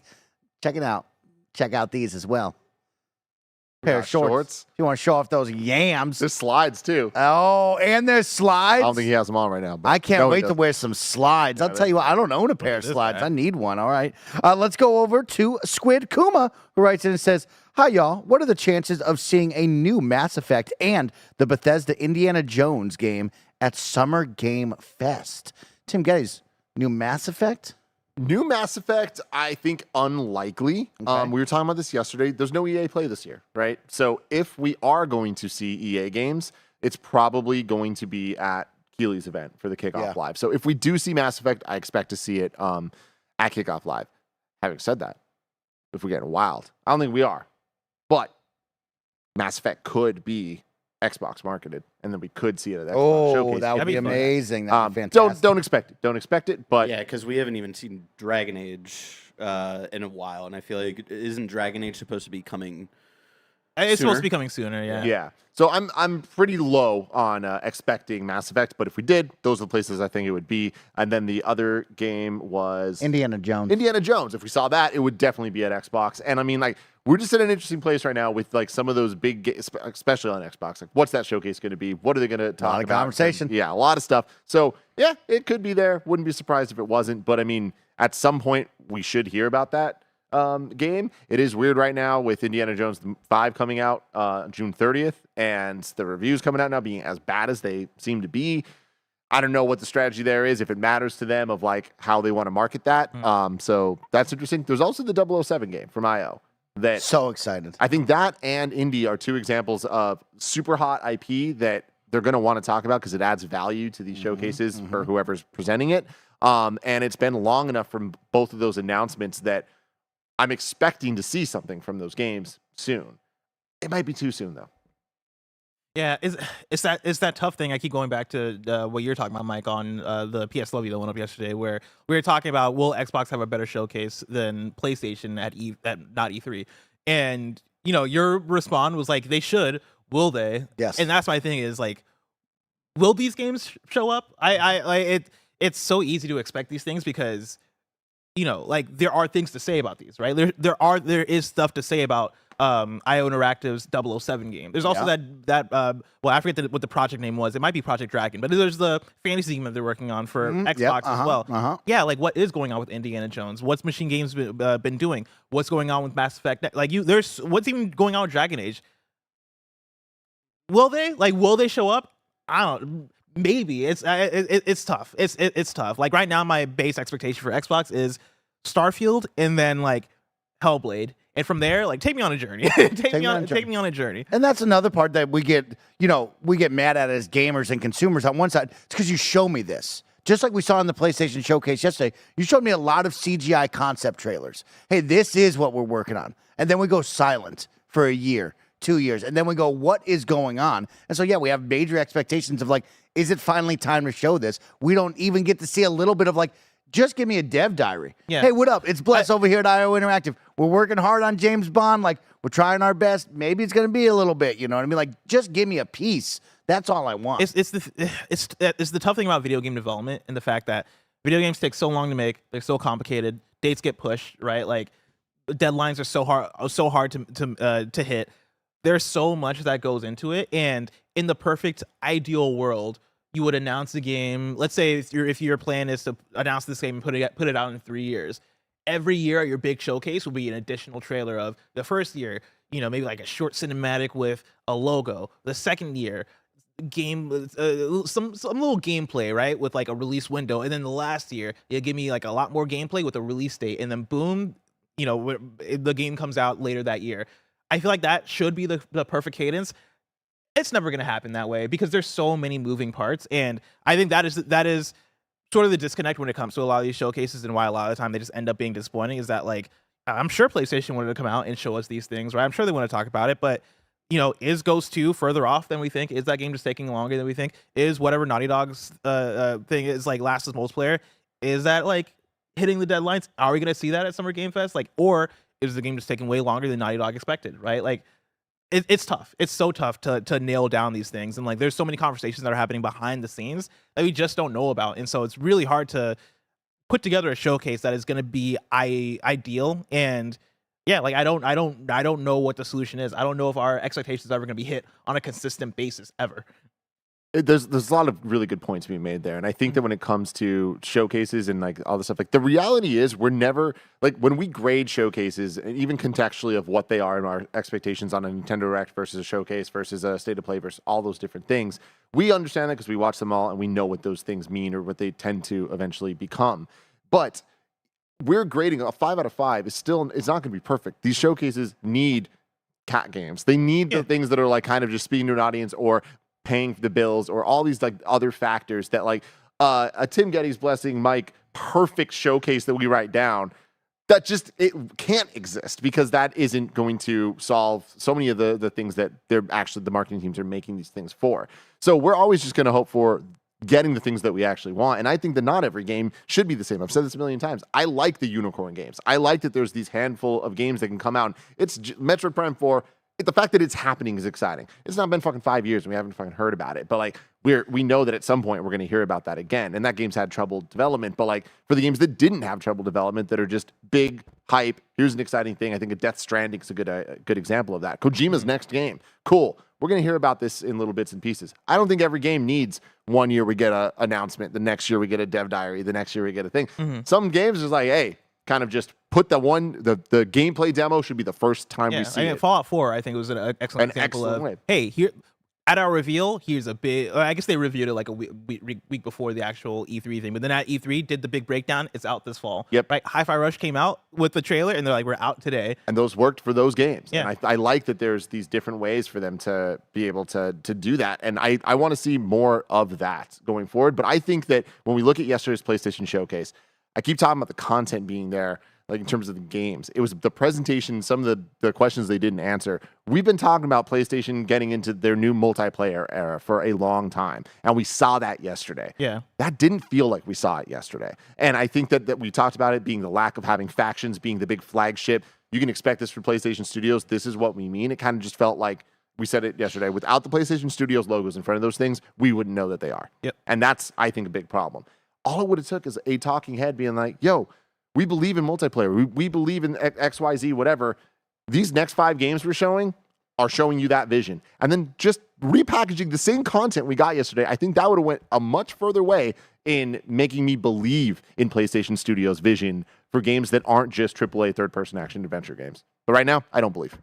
Look at these sweet slides coming to you from the Tropical Collection, our new collection hitting store shelves very, very soon. You've seen the shorts, you've seen the tee, and now let me show you the slides. Hey kids, it's your Uncle Nick here to talk to you about a little something I like to call beach etiquette, right? You don't want to be getting out on that sand or near that pool with just your tippy toes Ow, it's exposed, hot. okay? It's hot. You're going to burn your little paws, and you're not going to be able to walk around for the rest of the summer. So I want you guys tomorrow, when our new merch store launches at probably 9 a.m., I want you to head over to kindafunny.com/store or kindafunny.store. I forget what it was. kindafunny.com/store, and head over and get yourself a pair of these little badass little pool slides right here, folks. That's it. Right Look there. at him, how flexible I he love is, those. Tim. You see that? These are Look gonna at him getting protect your little leverage. grippers when you get out there in the pool I during don't, your I don't summer like times. calling them Hey grippers. kids, do you like the show Stranger Things? Remember that one time that dude with the cool hair sat by the pool? If he'd have had these, the Demogorgon never would have gotten inside of him. Wait, what's that Kevin's wearing? And now this is the Camp KF t-shirt as well. Another collection that will be dropping. Hey, are you going out to summer camp? Do you want to go get lost in the woods with your friends? Well, guess what? You can be seen throughout the forest if you have the sweet Camp Kinda Funny t-shirt on. One day I'm going to host a summer camp. You and I, Tim, we're going to host a dope summer camp. Can you It's gonna be a imagine really Mike's good time. summer camp? Yep. Oh, I love it. Let's keep it going because we got a lot coming in. We're going to keep it going fast right They're going now. to be becoming bankrupts before they turn 18. Cody Davis writes in, says, do you think that Fair Games will be a day one PlayStation Plus to get as many people to play it? I'm glad Sony's dedicating a new studio to a new IP and live service game. I'll take this one for you really Go quick, for it. Les, because yes, the more players, the better. When we talk about live service games, we talk about multiplayer games, anything that's online, the more, the better. And also, it saves the hesitation of, hey, Bless, I got a new game I want to play with you this week. You got $40 to spend? Mike, I don't know if I want to spend it on an unknown IP and a game that we might play for a week, right? Yeah. So yes, the answer is hell yeah, you want to do it. Can Sony supply and, protect their developers by doing that, by saying, hey, let's take away game sales and somehow figure out putting it on a subscription service while also selling it, but like we know a large percentage is just going to play it for free anyways, right? But also what is the microtransactions? It's a whole ball of wax. But hell yeah, the bigger the player base, the better. Can you imagine if they had a figurehead just come out and just be like, hey, these type of games live or die on community and player base. If they said the right things. To solve that, here's our plan to support these games, blah, blah, blah. It's like, that would just go such a long way for giving us a reason to be like, oh, these are going to be different, as opposed to us looking and being like, nope, they're going to be the same. Which is why I don't think we're gonna see these games come to PS Plus at launch. That's wild, Bless. That's a bold strategy. Well, I think it comes down to the question of, after yesterday, do I believe in PlayStation's multiplayer strategy? Do I believe in their live service strategy? After yesterday, not as much. Like I believed it going in. I'm coming out of it being like, ooh man, I don't know if these are the ones. Like, I think these games can come out and be fun and be decent. These are from studios, especially the Bungie game, right? Like, that is from a studio that we trust, and like I think they're gonna come out and hopefully make a banger, and I think they can make a banger. I don't know about Haven, right? I don't know about these other games that they got going on. Like, what is London Studio working on? Is that gonna hit? I think the communication isn't there. I think these games are also gonna come out PC day and date. There's not a PS Plus option on PC, right? Like, what is going on that side? Is that a thing we're gonna have by the time we get there?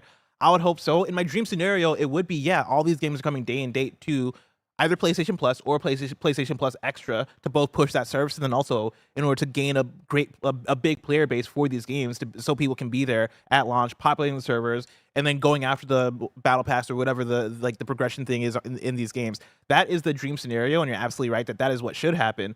Will it? Like, will it actually happen? That is the question, and I don't know. For me, I think yesterday was a symptom of, this is PlayStation coming into this at the ground level and going, we want to really devote resources into making these multiplayer things happen. And when companies, especially when PlayStation tries to do new things like this, when they try to enter into this new space, that can come with growing pains. That can come with the stubbornness of a company like PlayStation, right? And like PlayStation, I know people are probably gonna take that away. PlayStation stubbornness is what has gotten them far, right? Their stubbornness is why they have been able to like focus in on like only putting out bangers from like PlayStation first party for a while, right? They're stubborn in a good way, but also they can be stubborn in a bad way, where you're talking about, we don't see enough personality, we don't see people coming out and say the right things, we see people putting out emails saying, hey, like, I got a cat, and also like, vote.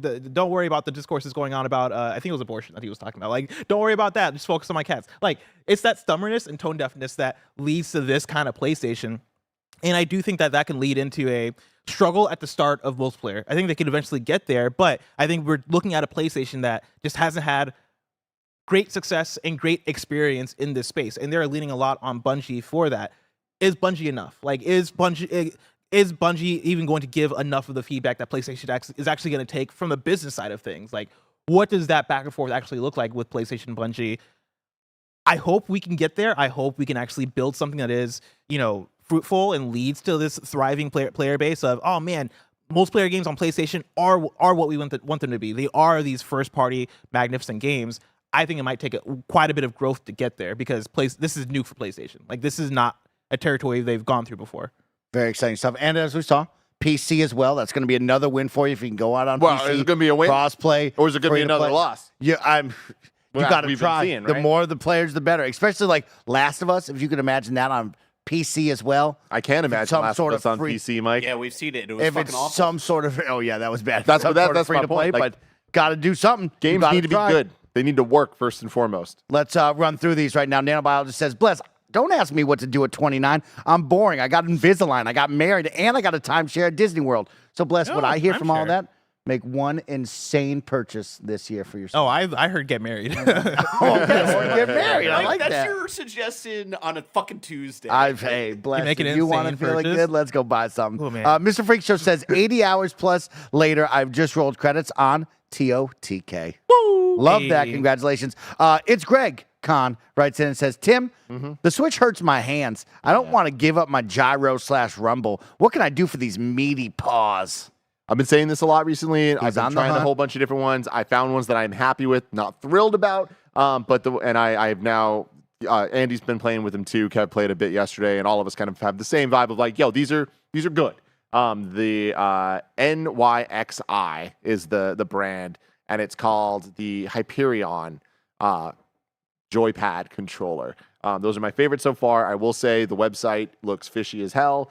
It is fishy as hell, seemingly. I did pay money, and I did get the controller. That's all I can tell you. Okay. Love that. I love that. Well, Tim is on the hunt, and we will continue to update you with those Dream Switch controllers for all of your meaty hands out there. Liam writes in and says, hey, KF crew, loved your coverage last night. Tim, where do you think we see Final Fantasy VII FF7 Rebirth shown off more? A Square Enix show? Is it a PlayStation exclusive again?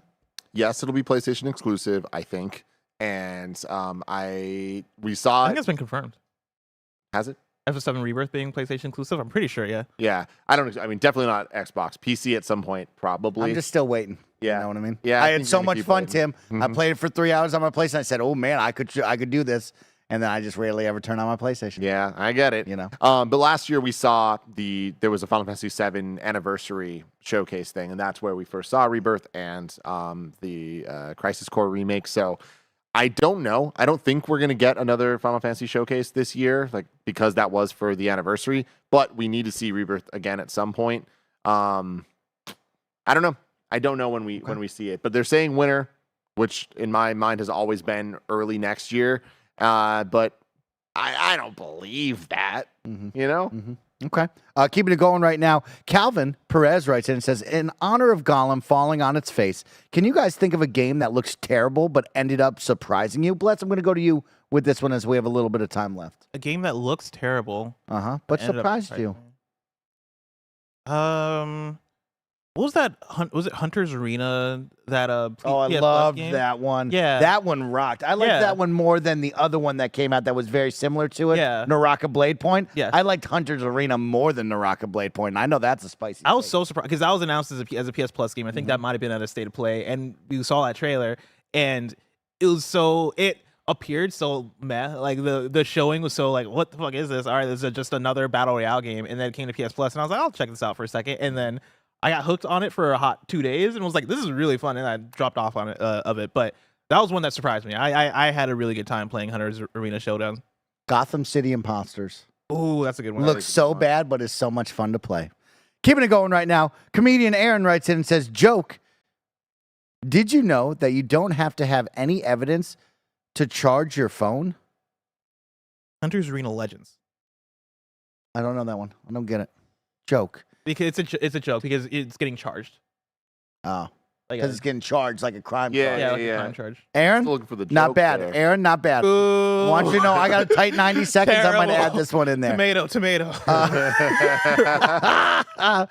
Felipe writes in and says, Warhammer Skulls, hosted by Rahul Kohli, had some great announcements. Speed Freaks, it's like the 2015 Mad Max game, and Power Simulator DLC. Ah, cool. Okay. Warhammer, man. They're just out here. Shout out to Seems like they're making a Warhammer. lot of Very good excited moves, about some of the games. And Rahul in a game right now. which is fantastic. He's the lead voice actor of a brand new Warhammer game. Oh, Now. wow. Good for him. Go check that out. Sky Armada writes in and says, Barrett, I love you. AJ Hawk, Project Q seems like a weird choice after the Stadia flop. I mean, now that they have a PS5 backbone for iOS and Android, do you think it'll flop? Blessing. No, because I think their heads will be in the right place in terms of their expectations. They're not expecting this to fly off shelves, I'm pretty sure. And I don't think the Stadia comparison is applicable because this is purely a remote play device. It goes back to our conversation we had on KFGD, Mike, of this is an accessory. It's not a new device. It's not a new platform. It is purely another PlayStation controller that happens to have a tablet in it, and you're going to be able to use it to play your PlayStation games via Wi-Fi. I think PlayStation understands what that's going to do because I can't imagine people over there being like, oh man, this is going to be the new hotness. No, they're expecting it to probably do even less than the DualSense Edge, and I think that'll be fine for them. I really want to use one. I really want to actually get one. And also, this is a really funny meme that we Oh, saw snap. online. It's the Zelda goo. That's great. I Yeah. was looking at that all day going, what the fuck is that? Yeah, it It's looks the like somebody Zelda used goo. Ultra Hand to combine the Use. DualSense sides to the tablet. Yeah. So I'm with you on this one where I see it as an accessory in the same vein that we see their headsets or their earbuds, and like they even presented those together. It's like, yeah, this is just giving people more options, and PlayStation gets to own their version of the thing because remote play devices are out there. PlayStation's clearly supporting them when we see the I forget what the backbone, right? Like they're supporting that type of stuff because it's valuable to them, but they want a bigger piece of the pie. They want to own a vertical of it. People are playing on their Steam Decks. People are playing on the Asus ROG, whatever the fuck ROG it's called. Ally. The Logitech, G Cloud, I want to say. Like, of course, PlayStation's going to want their own. What's the pricing going to be on this thing? That's my biggest That's the question. question. Because, like, Like I mean, it's not gonna have cloud. Like it's not gonna play the games via cloud, so it can't be that expensive. I think it's going to be a lot cheaper than people might think. How much for the DualSense Edge? Mike, do you know that? Right? No, the Edge No, 200. the Edge. 200. Yeah. Ooh, that's a little high. That is a little high. That's like that, I mean, but that's elite I would status. say- You know would what I say mean? That's that what those are. then this thing is going to be $250. Yeah. See, my thing is the Edge is a premium product. This is not a premium product, and they're not even marketing it like a premium product. So that's I think that it. I think it might be 200 or below. I mean, it has to be. If it's 250, then it is a failure, and like they deserve to be mega laughed. Yeah. With that without cloud, if it's just a remote play device, yeah, you can't charge 250 for this thing. No. I mean, it's PlayStation, so they might, but no, you don't want to do that. That's the thing. 150 to 200 is the dream. And I like the word 200 I accessory. think is not a That's dream. the word. Right? Yeah. Yeah. Well, I mean, yeah, that's the one where I'm not going to gawk at it Yeah. as hard as if it's above 200, then I'm going to laugh and gawk at it. And it's an LCD screen. Like, what does that do for the price versus if it was like an Tim. OLED or something? I mean, it makes it cheaper, and Yeah. the quality's not there. This is a $150 device, and like honestly, it should be $100. I get that they want to make money off of it. It's and still a stuff. DualSense. And yeah, that's the thing. There's still a DualSense, which is expensive. You're Yeah. adding a screen to it. There is technology there, but with that, it's like they would only go as low as 100 at that loss if they're like, "Yo, we believe in this. We're going to make the money some other way, like subscriptions or something." PlayStation doesn't have that ecosystem, so I think 150 to 200 is where we're at. If it's 150, I think that this is actually like a That's actually pretty big. very competitive think that's a product win. that makes a lot. That's a big Like win. that. Yeah. 200, it's like it's gonna do Like, well. yeah. But I feel like I'm with you, Bless. Like they know what they're doing here. Final one coming in from Stephen Hart writes in and says Rebirth feels like a Tokyo Game Show or Gamescom thing. That's far enough away from 16 for them to talk about it. I don't think so. I guess never say never, but Gamescom in terms of announcements, I never look at as that big, right? Like when we're talking about opening night live specifically, like I keep going back to the biggest announcements from the last few have been Saints Row and Dead Island 2. You know, I'm looking at it I'm looking at that show for that tier. And TGS, I don't know if Final Fantasy VII Rebirth, at least like a big showing from FF7 Rebirth, is at TGS also. Like unless there was like something that happened right before that was the big showing, and it is like maybe like a slice or like a vertical slice or a gameplay demo that we get. I don't think we see anything at TGS for FF7. I think the next place we see it has to be like a big event, either like a Square showcase or a PlayStation showcase or The only something like options. that. Yeah. I think the only options are a Square-owned thing or Sony-partnered thing. When Nothing at Game Awards? I don't think so. that might be too late at Game Awards. Okay. I'm just thinking of like, you're talking about big shows later Yeah. this year. Game Awards would be the last stop of the year there, you know? Where was FF7 Rebirth revealed? Was that a Final Fantasy VII anniversary event Okay. last year. Yeah. That's such a unique spot to reveal that. Hey. I mean, makes sense, but Okay. That was also where they revealed Crisis Crisis Core. Core. Yeah. Well, some dope That stuff was there. quite the event. That was the one was we were, amazing. we were super surprised at that one. Weren't we? Oh, yeah. Yeah. Yeah, It was yeah. We had a Crisis good time. Core in this. We were like, what the fuck is Showcase the happening? dreams, man. Gosh darn it. Thank you all so much for joining us for another Kind of Funny Games Daily post show. Today, me and Andy are heading over to the lab to get spooky and scared because we are playing the Outlast Trials. Yeah, that's right. I convinced him to play a scary game on stream. So I'm going to need your support, Kind of Funny best friends, over in the chat. If you're watching live on Twitch, you can say right there. If you're watching on YouTube, there's a brand new link. Jump into that one. Come join us because we're going to have some fun and we'll go for as long as you got one. Come join us. From Metal Gear, the story and character voices, and it's gone. It's gone. I hate Damn, he Twitter. had it. I hate Twitter so much. I hate reading something and just fucking refreshes. The original voice cast, I think it's all planned to return. Yeah, that's the whole thing. The original story and voice cast is returning. You ever just think of that hot Ocelot and just how hot he was? Hot God, he was so Ocelot. cool. Ocelot. All right. And you think that's the worst one? Come on. All right, everyone. Take a look at my t-shirt. I'll see you in the lab. Goodbye.